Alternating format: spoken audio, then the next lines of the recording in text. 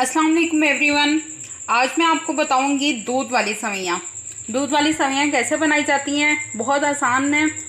उसके लिए मैंने लिए हैं सवैयाँ, एक पैकेट बारीक हैं, दूध एक बाउल, चीनी एक कप। आप टेस्ट के मुताबिक डालना पसंद, जितनी आपको कुछ लोग ज़्यादा पसंद करते हैं, कुछ लोग कम पसंद करते हैं, जितना आप मीठे के लिए डालना चाहें। इलायची